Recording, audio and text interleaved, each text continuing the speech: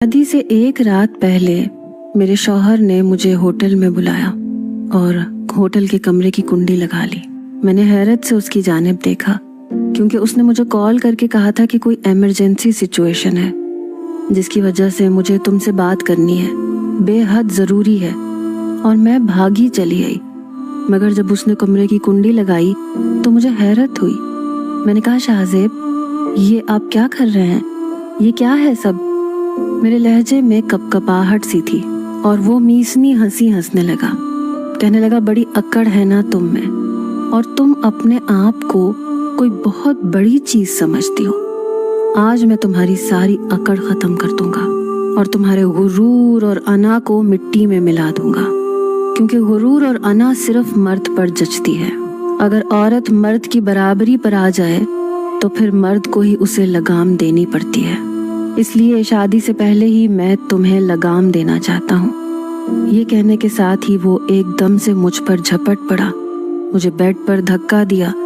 मैं इस अचानक उफ्ताद पर बिल्कुल ही गंग रह गई, क्योंकि मुझे शाहजेब से इस कदर बेइतनाई की उम्मीद ना थी। मैं उसकी होने वाली बीवी थी।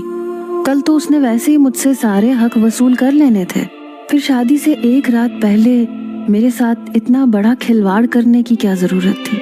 मेरी चीखें होटल के कमरे में दम तोड़ गईं, क्योंकि उसका जुनून मुझ पर हावी हो चुका था और मैं बिल्कुल बेबस होकर रह गई थी।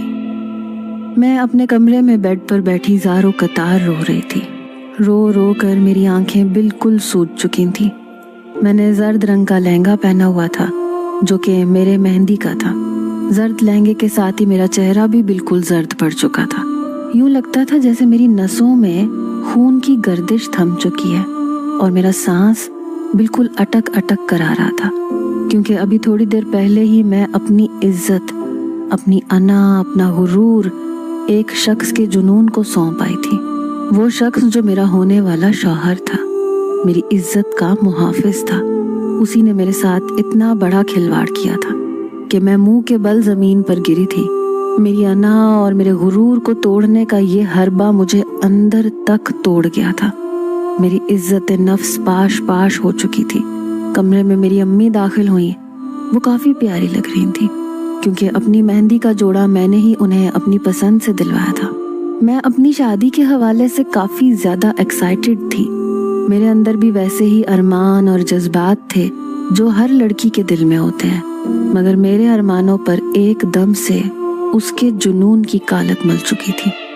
जिंदगी ने मेरे साथ इतना बड़ा मजाक किया था कि मैं किसी को बता भी नहीं सकती थी कि मेरे साथ हुआ क्या है, क्योंकि शायद कोई भी यकीन ना करता, और अगर यकीन कर भी लेता तो क्या फर्क पड़ना था, क्योंकि शादी तो मेरी शाहजेब से ही होनी थी, क्योंकि मैं उसकी मनकूहा भी थी।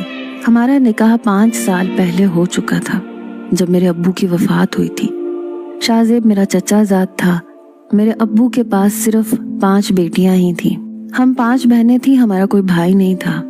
मेरे बाप ने कभी भी हमें भाई की कमी महसूस नहीं होने दी थी, मगर जब मेरा बाप अस्पताल के बिस्तर पर पड़ा